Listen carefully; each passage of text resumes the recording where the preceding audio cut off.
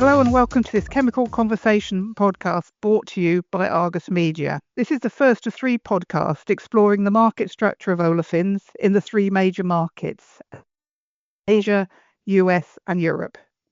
The aim of the series is to talk about how the market is structured in the regions, highlight the differences and talk about how customers and producers currently settle prices and if there's alternatives out there that Argus is offering. I'm Sarah Rae, VP for Ethylene and Derivatives based in Europe, and I'm joined today by Toong Shien Lee, who heads up our Olefins Editorial team in Asia. Thanks for joining me, TS. Hey Sarah, thank you and great to be here. We've got a lot to cover. And we have one of these things that we tend to talk about Asia as if it's one single market, but it really isn't. So which are the main distinct markets for ethylene and propylene in your region? Yeah, you're right, Sarah. So there are a number of distinct separate markets in Asia, particularly in the Northeast Asia side. We have inland China, and also we have Japan and Korea, and of course then there's Southeast Asia. But the markets are connected, and that's why we need to define what we mean by the market itself. So in many cases, the olefins produced by an operator are consumed into the derivatives on the same side, so are never part of the market. So it really what we are talking about here is to connect the market between the suppliers and the consumers, and then the spot market. Okay, right. So if we concentrate on these contract and spot tons, which are sold to third parties, and we start with ethylene, so how much of that total volume produced in the region, roughly, and how much is integrated and how much sold on this contract spot market? What do you think? Okay, so based on my understanding, the total produced in the whole region in Asia is roughly about 114 million tons, and roughly 80 to 85%. Yeah, that's huge, right? Yeah, about 80 to 85% is consumed by the integrated companies. Okay.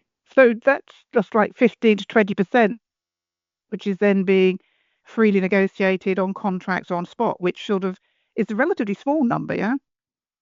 Yeah, and much of that market is actually in a certain area. So of course, we have the largest one would be the East China, and also the largest ethylene exporter in the world, I would say, yeah, which is South Korea.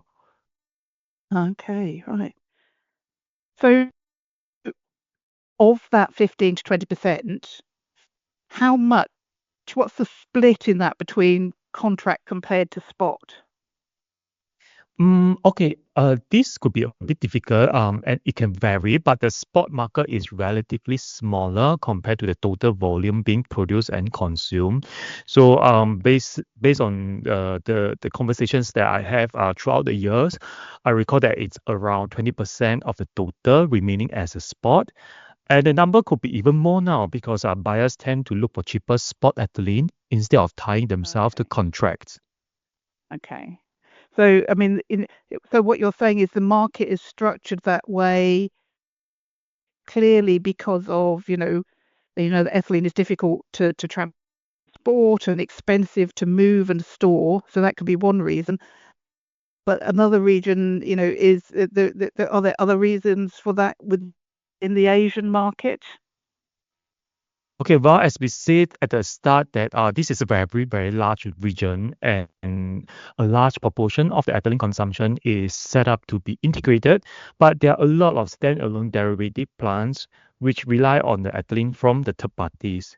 And in many cases, these are coastal-based plants, so they have access to the ethylene from a number of sources, which is, I think, unlike in the US, there's not a widespread of integrated storage and pipeline compared to China and other Asian markets. So mostly the China and also Southeast Asia, they are quite fragmented in a way. So they rely a lot on the import spot market itself.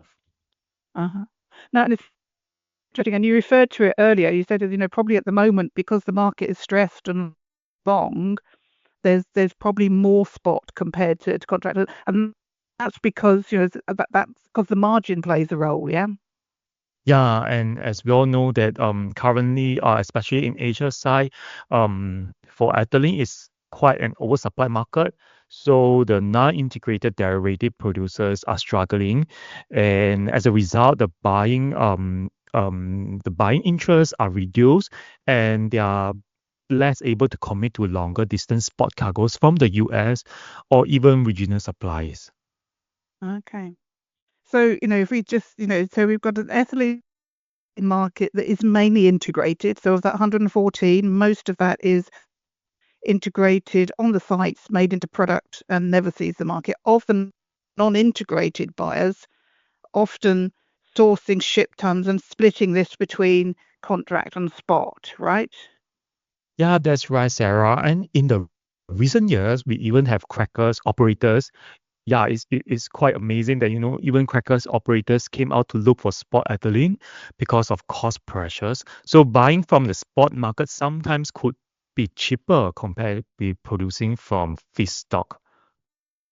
Uh, right. So sort of like a make or buy. They're actually doing those calculations as well. Yeah.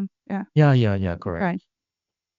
So I mean, so in Europe or US, we have so there's a contract price that the majority of the market references on a monthly basis. Now, it doesn't mean that everyone pays the same price because there's discounts or premiums. Is there a sort of a single contract reference in China or Japan, for example? Is that a thing here? Yeah. So let's say we take China for example. So the contracts negotiation typically take place by end of the year, and it will be discussing around as a premium. So the formula would be CFR China equivalent to CFR Northeast Asia assessments plus a premium. So meanwhile, for producers in South Korea, the contracts formula would be FOB South Korea because they are the exporter. So it will be FOB South Korea equivalent to CFR Northeast Asia assessments at a discount. Okay. And that gives the annual framework. So they have a volume commitment and an annual framework around that formula, and then it's based on a sort of a shipment by shipment basis or a monthly basis on an average spot or something for the region. Yeah, so the monthly price is actually determined by the average of assessments prices.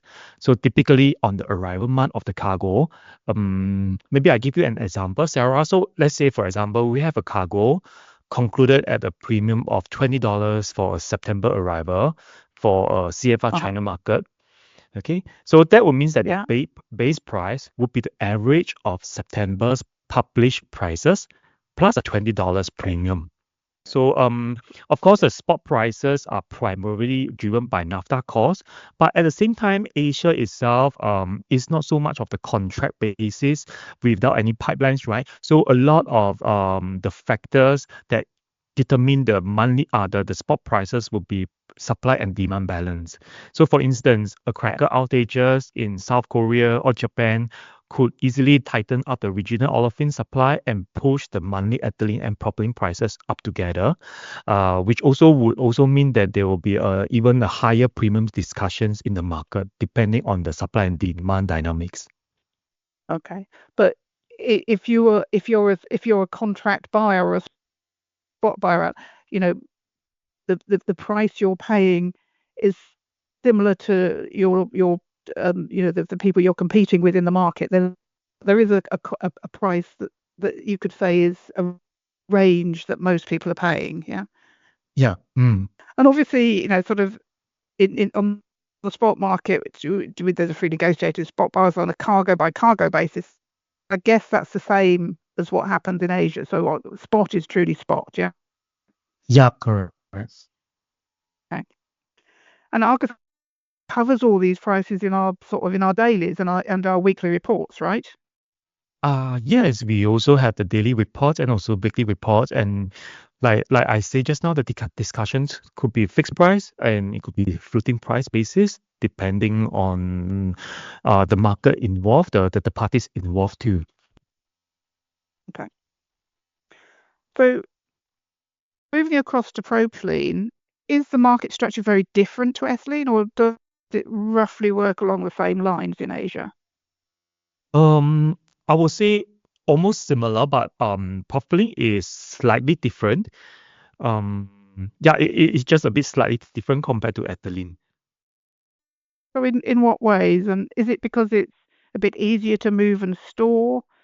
The market's maybe a bit more fragmented because of the different grade and the different, production routes, more or less storage available. I mean, what are the things which drive that, those differences? Yeah, so maybe before I answer that, yeah, again, I would give a rough idea of how much propylene is produced in Asia.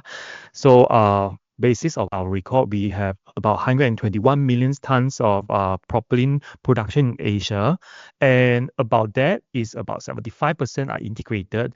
So, a large proportion is being sold as a spot and also as a term, and because of that, right, we also have more of these standalone downstream in the propylene market compared to ethylene market, which you are correct that the propylene is more fragmented because of a larger scales of downstream products as compared to ethylene. Okay.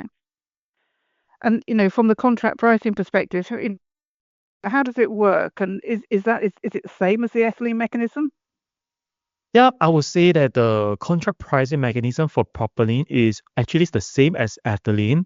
You have a Chinese buyers that look to discuss on a CFR China basis with a premium, and also South Korean who always discuss on a discount to CFR's Northeast Asia published price on the FOB South Korea basis. Yeah, I think yeah, both of them are quite similar. Okay. And spot, again, that's free negotiated on a per cargo basis and very much driven by the dynamics of the market at the time. That's very similar to, I think, Europe and the US. Yeah. Yep. Okay. And again, we cover all of these in our publications, don't we?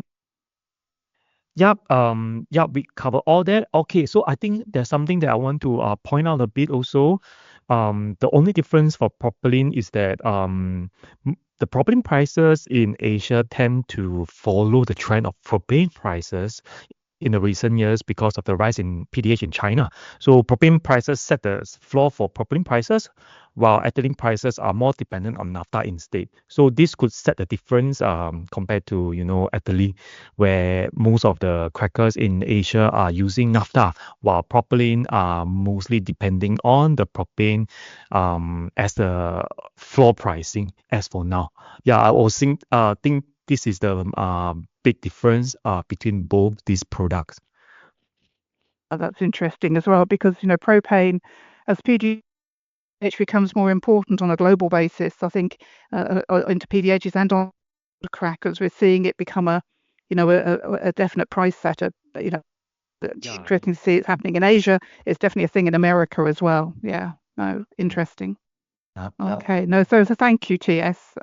Thank you so much for sharing your insights and your time with us today. It's been really interesting to understand that market structure and the way prices get settled in Asia, and we'll be able to see how we do that as well in the other regions, and that we cover all of that in the Argus Global reports. And I think that's important to say as well that our reports do cover all of regions.